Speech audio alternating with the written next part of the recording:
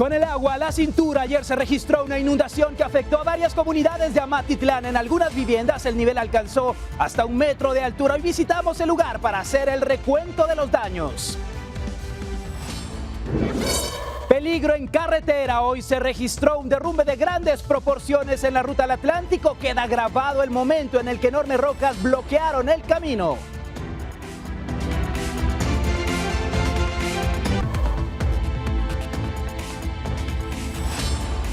Y tendremos todos los detalles de lo que está ocurriendo desde hace varias semanas. La queja que presentan los vecinos de Villanueva por este olor extraño.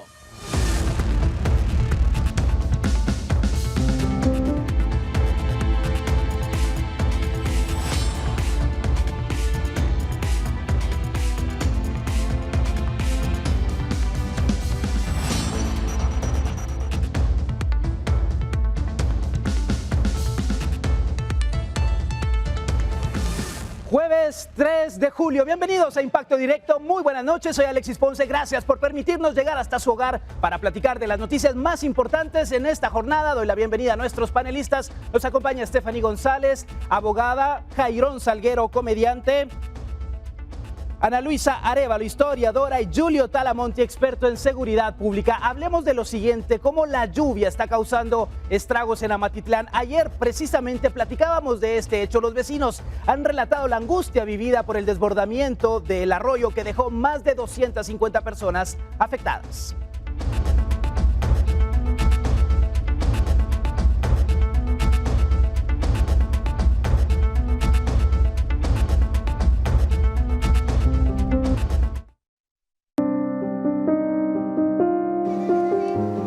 Correntadas de agua con lodo, basura, árboles y piedras afectaron áreas como la playa pública, El Progreso y Villas del Río en Amatitlán, donde el agua alcanzó en algunos hogares hasta 1 metro de altura.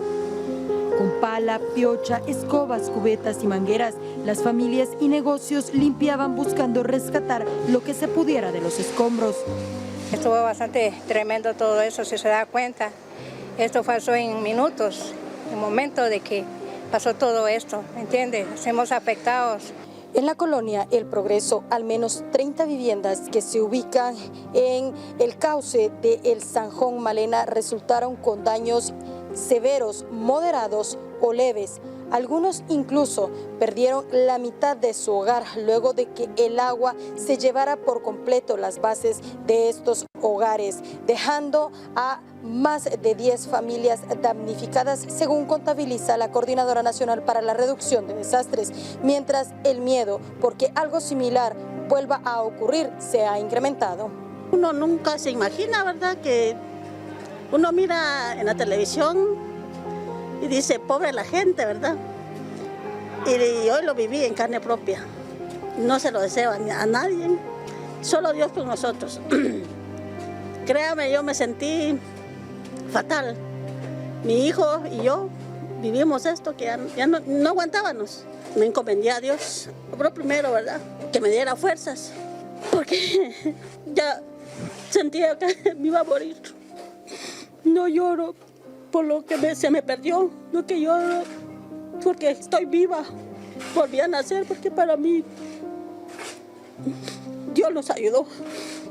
En tan solo 15 minutos, el cauce de este zanjón incrementó su tamaño en al menos 2 o 3 metros río abajo, provocando con ello también daños al área comercial que está a la orilla del lago de Amatitlán. Muebles, camas, electrodomésticos y hasta vehículos quedaron cubiertos de lodo. Mucho fue retirado por camiones municipales. Otros perdieron incluso cuadernos, ropa y a sus mascotas. Estas colonias tienen aproximadamente 45 años de haberse creado y nunca se había registrado un suceso de esta magnitud en este sector. Es primera vez que se da y se están evaluando las causas. Se cree que pudo haberse provocado por el taponamiento de los puentes que comunican estas dos colonias y que esto haya provocado el desbordamiento del Sanjón Malena, que, como repito, nunca se había registrado en este sector. Sin embargo, pues estamos muy atentos a eso, a evaluar la situación, a ver qué medidas se pueden hacer y reconstruir específicamente este sector de Gaviones, que se vio bastante afectado y que protege precisamente los muros de las viviendas que están a la orilla del mismo. Aún no se han cuantificado los daños económicos, pero se estima que unas 75 casas lo perdieron todo. Amatitlán desde 2016 está considerado por Conred como un área de alto riesgo a este tipo de afectaciones. Cada familia asegura que los daños rondan entre los 15,000 y 20,000 quetzales.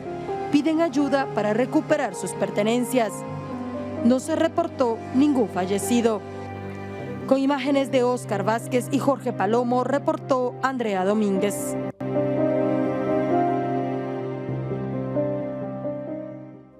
Y es terrible ver estas imágenes, el dolor de las familias al haberlo perdido todo. Hay muchas causas y podemos encontrar a una serie de culpables o de responsables, desde los habitantes, las autoridades, pero más allá de eso, Ana Luisa, hablábamos de los problemas de fondo, revisando qué lleva a que ocurran este tipo de desastres.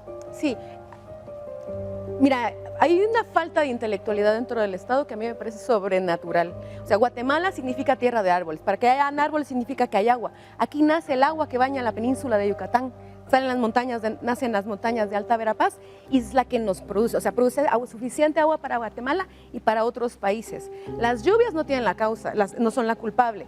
Se sabe que estamos en invierno y todos los años sucede esto. También hay una falta de interés público.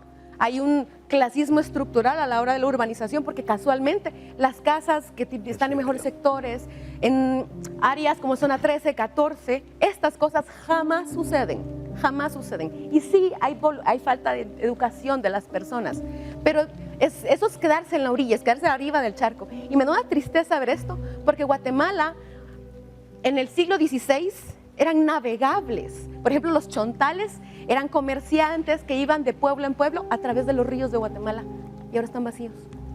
¿Y esto por qué ha sido? Obviamente por esa misma contaminación, Julio. Así es, y Alexis. el tema político, porque obviamente acá debemos tocar otro tipo de responsabilidad. Los políticos, ¿por qué no hacen nada? El alcalde de Amatitlán no es nuevo en el puesto, nuevamente está en la administración y sabe muy bien los problemas que hay ahí. Fuera de esta explicación que nos estaba dando la licenciada de manera muy acertada, hay cuestiones, digamos, ya en la parte pragmática del día a día que son verdaderamente terribles. Número uno, se supone que todos los, para contestar tu pregunta, que los 340 municipios de este país tendrían que tener un plan de ordenamiento territorial. ¿Y dónde está? No, aquí no vemos nada de eso. Número dos, el hecho precisamente de que los alcaldes muchas veces, y sobre todo cuando repiten, entran en ese nivel de comodidad que les importa poco precisamente la gente. Es cierto que hay un nivel de clasismo, lo hay, y fuertemente, y es terrible. Y vamos a la otra parte, ¿verdad, Alexis?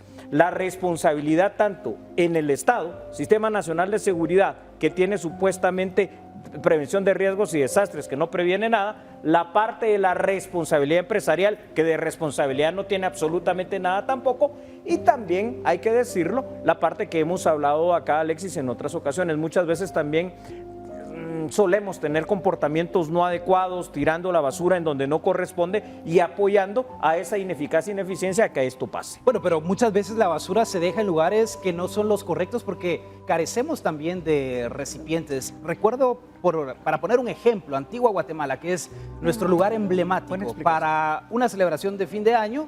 No había suficientes recipientes. Sí, ¿Y dónde se deja la basura ahí, Estefano? Justamente eso hablábamos ayer, ¿verdad? En una nota similar. Y ayer en las imágenes vimos demasiada contaminación y hoy lo volvemos a ver en estas imágenes. Es preocupante y esto es falta de comunicación de parte de las personas, falta de conciencia de no poder guardar la basura, pero algo muy importante lo que tú decías, ¿verdad? Que lastimosamente no tenemos basureros en nuestro país. Es muy raro encontrar un basurero en diferentes áreas porque ¿dónde guardamos la basura? Ahí sí que son las personas conscientes que cargan una bolsita y guardan la basura, lo tiran en otro lado, ¿verdad? Es muy triste porque hay personas, como vemos en las imágenes, que pierden todo en minutos y que han trabajado muchísimo para lograr las cosas que tienen. También me gustaría que las autoridades se unieran para poder ayudar a esas personas con sus pérdidas. Claro, y es que sobre todo la solidaridad en estos momentos tan difíciles. Y hablando de las lluvias, de todos los inconvenientes que genera, vea las siguientes imágenes que captan el momento en el que un derrumbe de grandes proporciones afectó el kilómetro 61, esto en la ruta al Atlántico. Estos videos que vamos a ver en instantes fueron captados por automovilistas que registraron el movimiento de tierra y rocas que cayeron en la carretera. El incidente ha generado largas filas de vehículos, ha sido realmente caótico el poder desplazarse por la conexión hacia el Atlántico de nuestro país.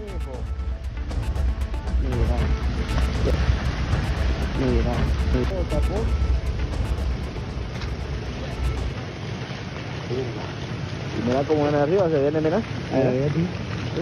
Mira. Mira. ¿Viste?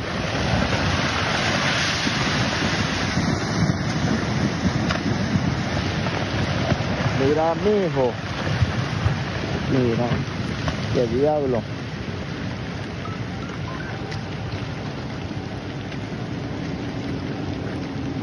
Buen video, ¿no? Sí.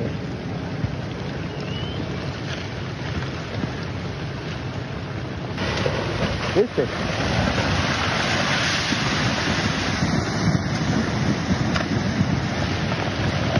Mira, mijo. Mira. Qué diablo.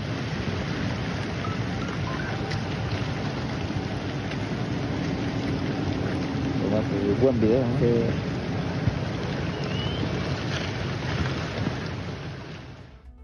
Y vamos a ver ahora el mismo momento, pero capturado desde otro ángulo. Vale la pena mencionar que las autoridades de caminos trabajan para habilitar el paso en el lugar y señalan de que se trata de una zona de alto riesgo con posibilidad de nuevos derrumbes debido a la saturación de humedad en el suelo producto de las lluvias. Veamos.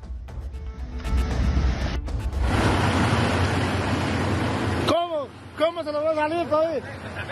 Yo estaba a bocinar porque comenzó a temblar allá, ¿ven? El del bus tardó mucho.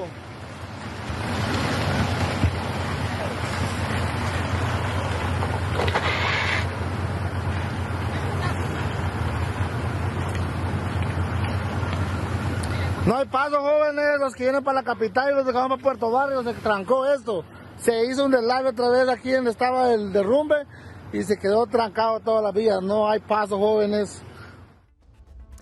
Y a todos los problemas que tenemos en carreteras hay que sumarle esto. Me pregunto, Jairón, ¿van a presentar una acción de inconstitucionalidad para que desaloje la naturaleza? Por ahí debe andar ahorita la gente porque aprovechan. ¿Qué va a decir el sector privado ahora? Sí, claro, son cosas de la naturaleza, pues.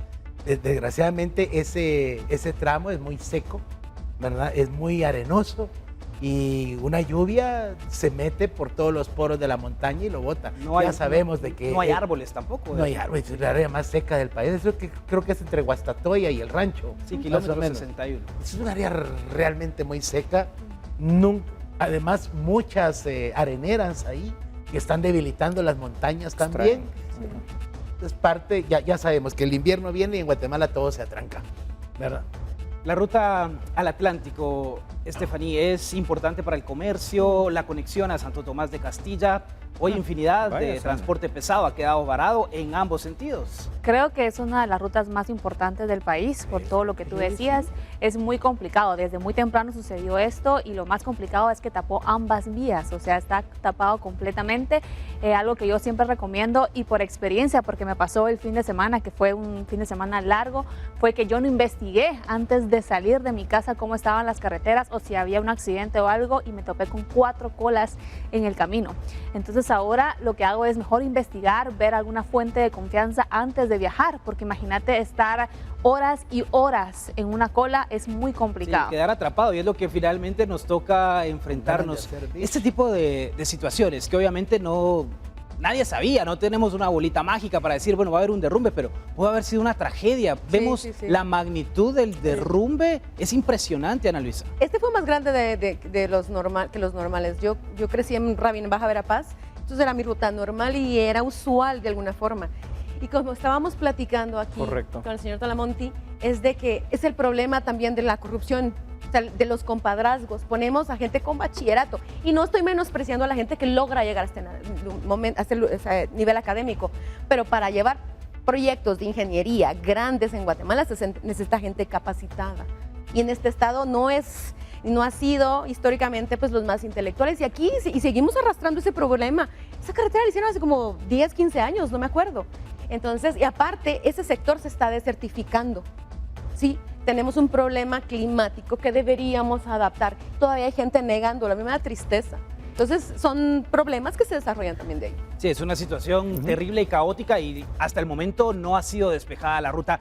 Y en los titulares, ya le adelantaba algo respecto a este tema, un fuerte olor, aceite quemado. Sí, eso es lo que han reportado los vecinos, proveniente del río Villalobos y también del río Platanitos. Esto encendió las alarmas de Villanueva. Los vecinos denuncian síntomas de intoxicación y las autoridades investigan un posible derrame químico.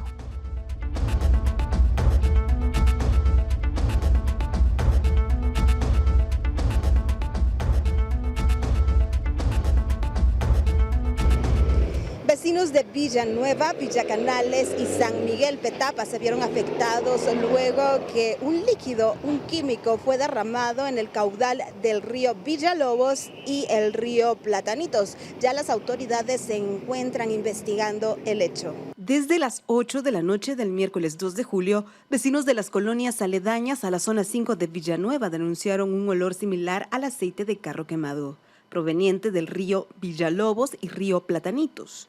Para la 1 de la mañana de este jueves, el olor era insoportable para los habitantes que tienen sus viviendas a la orilla de la vertiente. Don Aníbal, vecino de la colonia Villas del Frutal 2, dijo a Guatevisión que fueron varias las áreas afectadas. Andaba con red y habían anunciado que andaban viendo lo del río, que por qué era que ese olor tan fuerte que se sentía, ¿verdad? Pero nosotros en ningún momento... que nosotros hayamos salido, no, sino que otras personas, porque dice que se sentía en Villanueva, aquí en lo que es la Enriqueta, Los Planes y todo el sector de aquí, de aquí abajo, de lo que es de la zona 6 de Villanueva, ¿va? Eso es pero dijeron de que andaban averiguando el río, que era lo que se pasaba. Ajá. Algunos vecinos dijeron que sintieron irritación en la garganta y en los ojos. ¿Ustedes también tuvieron estos síntomas? Pues mi esposa estaba comentando ahí que a ella le dolía la garganta, pero ella pensó que porque la llovizna que le había caído ayer, por eso había sido, ¿va? Pero ella no se imaginó que era por el mal olor, la contaminación que había, pues, ¿va? Don Mario, también vecino de la colonia y quien nos llevó hasta la orilla del río, indicó que el olor a petróleo persiste en el aire y varios vecinos presentaron síntomas. Fíjese que eso fue como a las 10 de la noche que empezaron los olores aquí mero fuertes, ¿no sé? Y ya como a las 12 pues ya fueron más fuertes los olores. La gente se quejaba de que era muy tóxico, les dolía la cabeza, tenían náuseas, ¿ya? Y la gente no durmió. Hasta los niños se quejaron porque les daba también malestar, ¿ya? Y la gente pues no durmió aquí, ¿ya? Y dicen que todo eso fue por el río Villalobos, que alguien echó algún químico, ¿no sé? ¿Ya? En el río. Y todo se sintió. Y fue aquí, y también lo que es toda la parte de Frutal, también río abajo. Para determinar qué contaminó el caudal, la Autoridad para el Manejo Sustentable de la Cuenca del Lago de Amatitlán, AMSA, junto a la CONRED y el Ministerio de Ambiente, realizaron una inspección y toma de muestras del agua. El objetivo es establecer qué tan tóxico es el químico derramado y los daños potenciales para la salud y el ecosistema. También se investigará si una empresa que produce materiales para asfalto, ubicada a 4 kilómetros del río, podría estar involucrada. Con imágenes de Byron Baiza, reportó para Impacto Directo, Lourdes Arana. Y este tipo de situaciones realmente indignan. Esto no es nuevo. Hoy sale a la luz nuevamente, pero desde hace semanas los vecinos han denunciado, Julio. Sí. Nadie les hizo caso.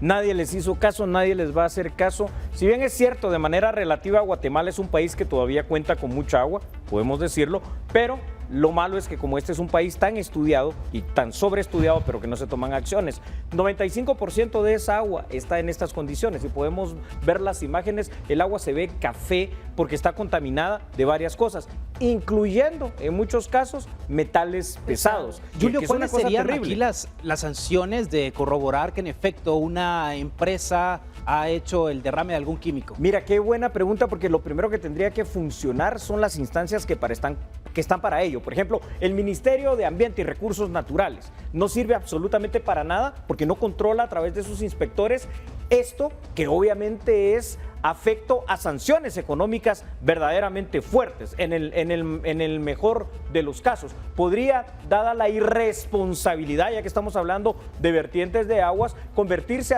en temas penales. ¿Por qué?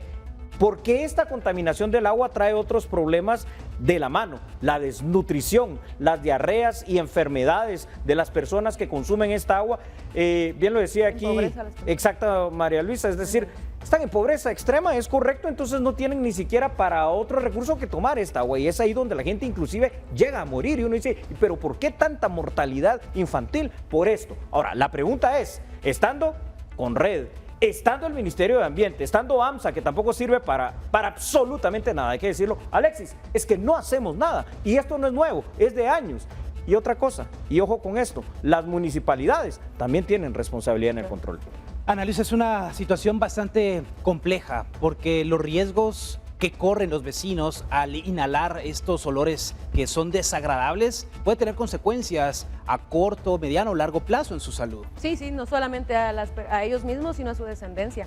Hay casos muy claros en todo el mundo de negligencia de ciertas empresas que liberan químicos y aguas que causan cáncer, deformaciones, problemas de nacimiento como hidrocefalias, por ejemplo. Y es que tenemos esta idea de que toda inversión es buena inversión sin importar a qué vengan, y no necesariamente es cierto. La iniciativa privada está obligada y tiene que responder. Aquí lo que yo recomendaría una demanda colectiva, organizarse entre toda la comunidad y demandarlos, porque se les va a dar cáncer, se van a enfermar, y aparte no está de más recordarles que estos ríos eran navegables, y no necesariamente son las personas que mal usan el agua, las empresas, las multinacionales, la empresa de agricultura inmensa de Guatemala, por ejemplo la caña de azúcar, son los principales, incluso bebidas gaseosas, son responsables del deterioro ambiental. El 90% de las especies animales en el mundo, y Guatemala no es la excepción, han desaparecido. Estamos en crisis. Sí, denuncia de investigación, estoy revisando el Ministerio Público,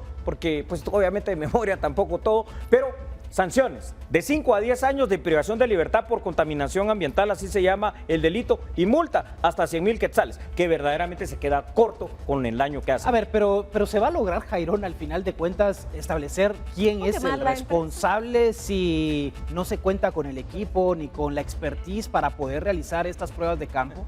Allá por los años 80 yo viví cerca del río Villalobos. Ya estaba contaminado. Y hay empresas que tiran sus desechos tóxicos al río, porque como es un río de desagüe, realmente el río Villalobos es un río de desagüe.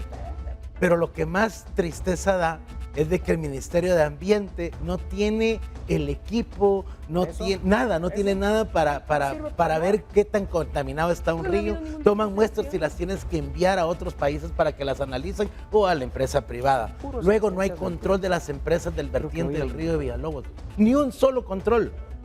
Entonces las empresas, y además como aquí todo se arregla bajo la mesa, ¿verdad? Yo tengo que deshacerme de mis desechos tóxicos, ¿a dónde los tiro? Al río. Pero ¿sabes qué? Con la protección del Ministerio de Ambiente. ¿Sabes qué nos puede funcionar? ¿Qué nos puede funcionar? Aquella receta de agüita mágica. Ah, sí, la de la Valette. No, hombre, ese río, desgraciado, y es la mayor vertiente del río de Amatitlán. Y por eso es que vemos las consecuencias de cómo estas grandes proporciones de agua están muriendo por la contaminación, no solamente de los ciudadanos, de grandes empresas que son las responsables. Hacemos la pausa, regresamos aquí en Impacto Directo.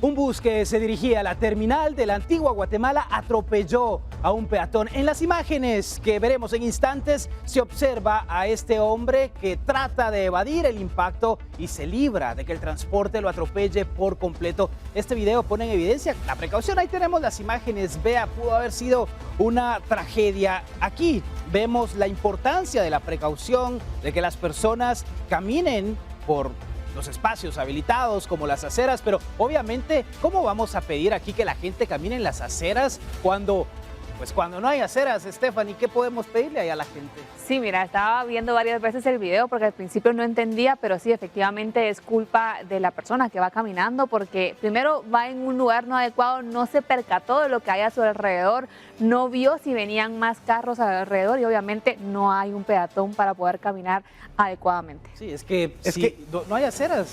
Pero deje las aceras.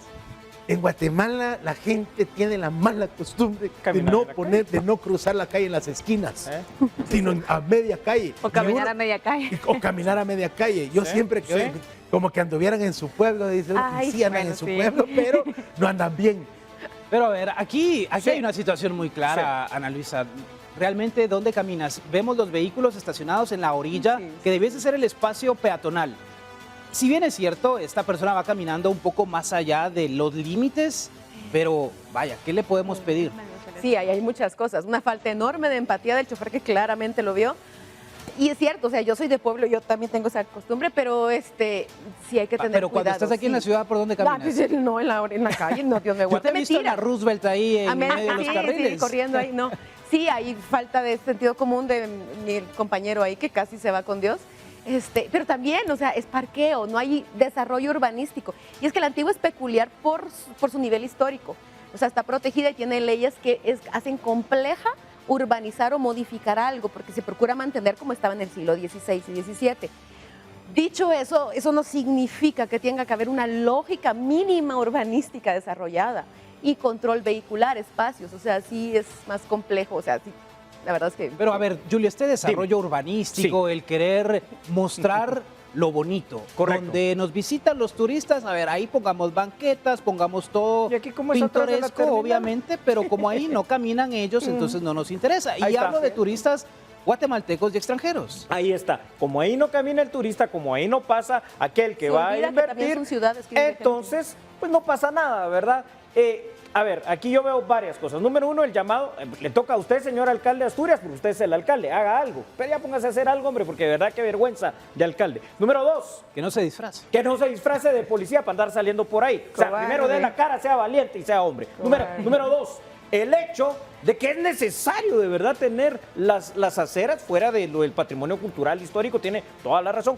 Pero número tres, tenía razón también Jairón. Es que aquí también nosotros como peatones hacemos lo que queremos, nos atravesamos. Y ustedes no sé si han visto que cuando se atraviesa la gente en la calle, voltea la cara como quien dice, con eso ya el carro va a parar. No, señores. Y por supuesto, y con esto termino, hombre, este piloto es un desalmado, pues, porque también pudo haberlo evitado.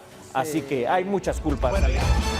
Y mucha atención con lo que voy a compartir a continuación. Si usted recibe dinero de familiares o amigos en los Estados Unidos, hoy la Cámara de Representantes de ese país dio su aprobación final con 218 votos a favor al plan fiscal de Donald Trump, el cual contempla un impuesto del 1% al envío de las remesas, aunque no aplica a todos los casos. Veamos cuáles son las excepciones. El impuesto no se aplica a envíos desde una cuenta bancaria en Estados Unidos y tampoco a aquellos que se hagan a través de tarjetas de crédito o débito emitidas en los Estados Unidos.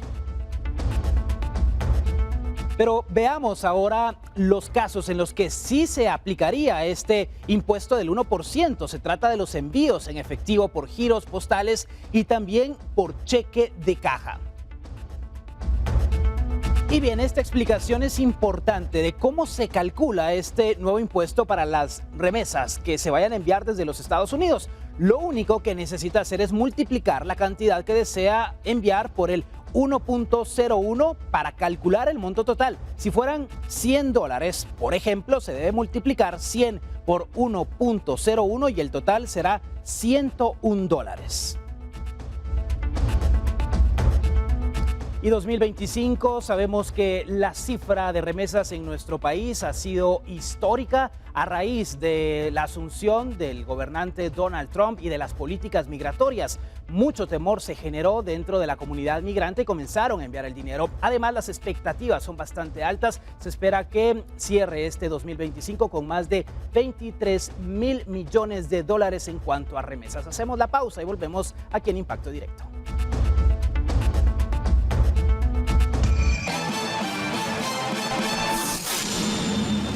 Y vamos a hablar acerca de los riesgos que todos corremos con el uso de la tecnología, teléfonos celulares, computadoras. Para ello nos acompaña Mauricio Nanel, es ingeniero en sistemas y experto en ciberseguridad. Hola Mauricio, buenas noches. Gracias por acompañarnos aquí en Impacto Directo. Muchas gracias, buenas noches. Es un placer y un honor estar con ustedes. Gracias Mauricio. Cuéntanos así en palabras muy sencillas, ¿qué es eso de ciberseguridad? Porque lo escuchamos como que fuese ciencia ficción o salido de las películas. ¿Qué es? Listo. Realmente la palabra ciberseguridad se usa desde hace pocos años. Antes hablábamos de seguridad de la información o informática. No son exactamente lo mismo, pero por ahí va. Básicamente es el cuidado de la información que está en el ciberespacio y todos los dispositivos que nos sirven para acceder al ciberespacio. Claro, y ahora que estamos próximos a que muchos de los guatemaltecos de la clase trabajadora reciban el bono 14, se ha tenido alertas de mensajes que se envían a través del WhatsApp, de personas que se hacen pasar por instituciones financieras. ¿Qué cuidado debemos tener con esto? Porque está relacionado con esa seguridad de la información que nos dices. Por supuesto, sí. Bueno, los malos están listos para robarnos cualquier día de la semana, sí, con o sin bono 14, pero cuando hay un poquito más de plata, pues aprovechan. Hay varias formas que están tratando de despojarnos de nuestros centavitos y lo vamos a llamar fraude. Y hay dos grandes grupos y les voy a explicar por qué, cómo lo hacen para saber después cómo protegernos. El primero es cuando nos roban las credenciales. Antes usábamos únicamente un número o un código de usuario y una contraseña o password. Y entonces los malos comenzaron a tratar de engañarnos para robarnos esto. Tal vez nos mandaban un correo con un vínculo y ese vínculo nos llevaba a una página que se parecía al del banco. Y con el pretexto de, mire, necesitamos validar sus datos. Por favor, ingrese su usuario y contraseña para estar seguros que usted es usted, y normalmente le ponen un sentido de urgencia, y si no lo hace ya va a perder el acceso a su cuenta. Y es totalmente mentira. Es totalmente mentira. Entonces, algunos caían en el engaño, metían sus credenciales, el malo inmediatamente se voltea, va al banco, trata de sacar todo lo que pueda. Y aquí lo mejor es comunicarse a la entidad financiera para resolver las inquietudes. Así es. Entonces, con el pasar del tiempo, los bancos comenzaron a implementar otras medidas. Algunos ponían unos tokencitos que eran, parece un llaverito que con unos números. Entonces, el atacante no tenía acceso al token, entonces esa daba cierta seguridad. O algunos otros bancos mandaban un mensajito al teléfono. Esa también fue violentada. ¿Por qué? Porque entonces el atacante iba a una agencia de la telefónica que haya sido, y decía, yo soy aquel y perdí mi teléfono y quiero otro SIM. Me robaron mi teléfono, qué sé yo, y en componendas o no con los muchachos de los kioscos de las telefónicas, le dan otro SIM. Claro, es que siempre hemos estado, Mauricio, expuestos a todo esto. Y Julio, claro, tú tenías un dato importante de lo que ocurre en nuestro país en cuanto al tema de legislación. Legal. Correcto, Alexis. Y parto de esa base que me das, ingeniero, bienvenido, un honor. Gracias. No hay una legislación, no le interesa a los diputados lo que debería de interesarle. Y precisamente con lo que usted nos está diciendo, diputado, le va a parecer muy básica mi pregunta, pero muy importante.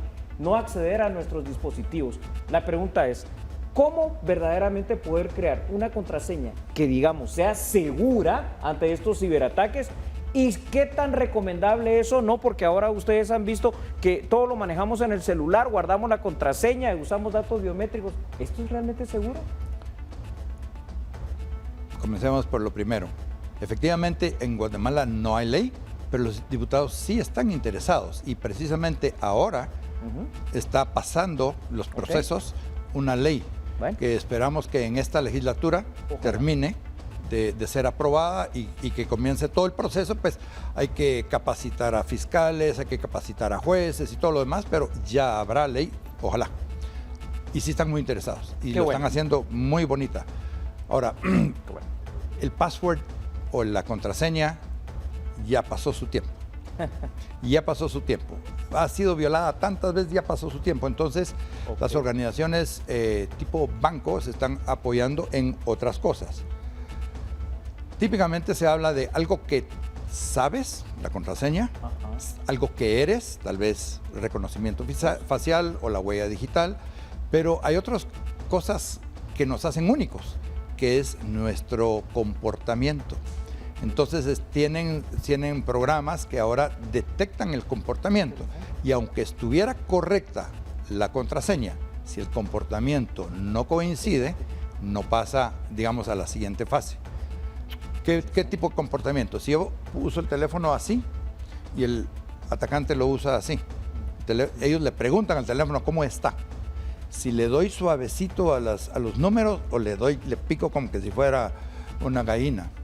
Muchos comportamientos y después también comportamientos de la transacción.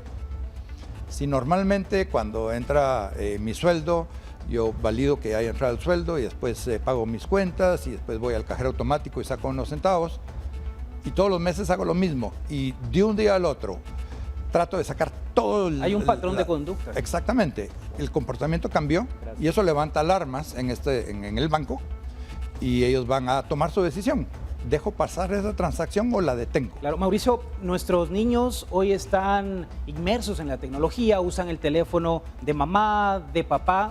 ¿Qué podemos hacer para que ellos también estén protegidos cuando navegan en el Internet? Porque a veces ni cuenta nos damos. Totalmente. Yo creo que yo soy anti pantallas a los niños.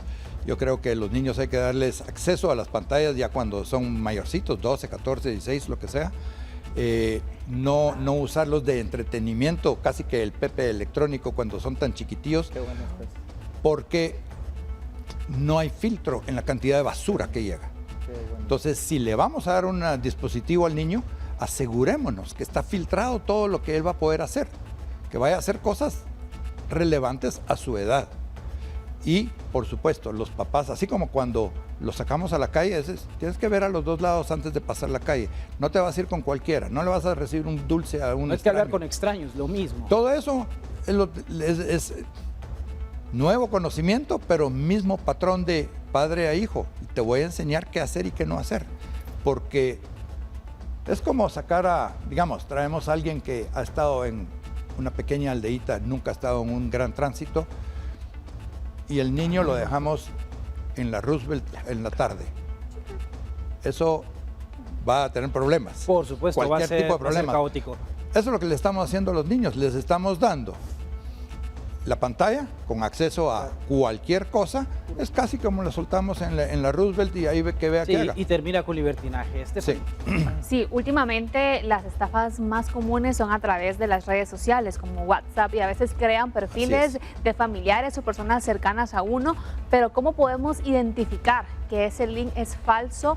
¿O cómo podemos también identificar a veces los correos que nos llegan de diferentes bancos para no caer en una estafa?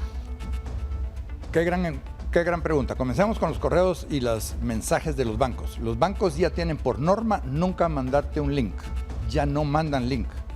Si ves que algo que parece del banco y que trae un link, es falso, de entradita. Podemos llamar al banco y les van a decir, no, eso no es nuestro. El banco te va a decir, entra a tu página o entra a tu cuenta y aquí está lo que deberías escribir en el buscador, pero no hay link. En redes sociales y en correo viene una cantidad de intentos de engaño todo el tiempo. Los más fáciles están hechos muy burdos y a veces hasta errores ortográficos y una mala redacción. Es fácil de detectar. Los más bien hechos son bien difíciles. Entonces, normalmente la pregunta es, ¿yo hice algo para invitar esta comunicación? ¿Es de algún amigo o algo así? Y si es engañoso o parece engañoso. Mira, fíjate que me quedé parado porque me robaron y necesito que me hagas una transferencia y fíjate que me robaron el teléfono y tarara. Hablemos con los parientes para ver si es cierto. Sí. Puede ser. Ante la pero duda, normalmente ante no la lo duda es. y se puede resolver todo. Todo el mundo le comienza a mandar dolaritos para que pueda comprar su pasaje de regreso al mal. Yo tengo una duda. Fuera del plano económico y humano de estas estafas pequeñas, pero masivas, ¿cómo se puede hacer, digamos, para proteger data, información a nivel estructural, digamos? ¿Cómo protegemos, evitamos que se filtren documentos estatales? O sea, más relacionado con la política, como espionaje, por ejemplo, Pegasus, ese tipo de cosas. Bueno, Pegasus, no vamos a entrar a Pegasus porque ese es... Yo lo veo como ejemplo, digamos, para que... Es algo grande. Vamos a ver, todos tenemos secretos. Sí, claro. Todos tenemos secretos que guardar y no tienen que ser malos secretos. Por ejemplo, yo no quiero que nadie sepa mi número de cuenta del banco. Eso es un secreto que no es malo. Por supuesto, las organizaciones tienen información privada que no quieren compartirla. Tal vez quiénes son los dueños o tal vez la fórmula de la Coca-Cola o cualquier información. Y por supuesto, los gobiernos tienen planes y qué sé yo. Sí hay una serie de procesos y hay una serie de, vamos a llamarle cifrado. El cifrado nos permite esconder a plena vista. Uno puede ver, ahí hay algo, pero no lo puede descifrar. Y estos son algoritmos matemáticos increíblemente bien pensados e increíblemente probados para que solo el dueño de la clave puede abrir ese candado. Entonces, de esa manera, digamos, las comunicaciones entre dispositivos, entre mi máquina y el banco cuando estamos en línea, están cifradas. El banco tiene un montón de datos, los datos de nuestras cuentas, seguramente cifradas. Y por supuesto, hay diferentes niveles de cifrado. Por ejemplo, si yo tengo algo muy importante que mandarle a alguien, yo le puedo mandar con determinado programa el contenido cifrado y saber cuándo lo abre, cuándo lo ve y le doy permisos de qué podría hacer con esa información. ¿La puede imprimir o no? ¿La puede compartir con alguien más o no? Inclusive le podría decir hasta qué día la puede ver y a partir de ese día ya no la puede. Y el mensaje se desintegra, como vimos en las famosas películas, ¿no? Mauricio, llegamos al final de la plática. Muchísimas gracias por acompañarnos aquí en Impacto Directo. Mauricio Nana, ingeniero en sistemas y experto en ciberseguridad. Ojalá que estas recomendaciones sean de utilidad y que usted esté siempre atento a todo eso extraño que puede llegar a su WhatsApp o redes sociales. Volvemos.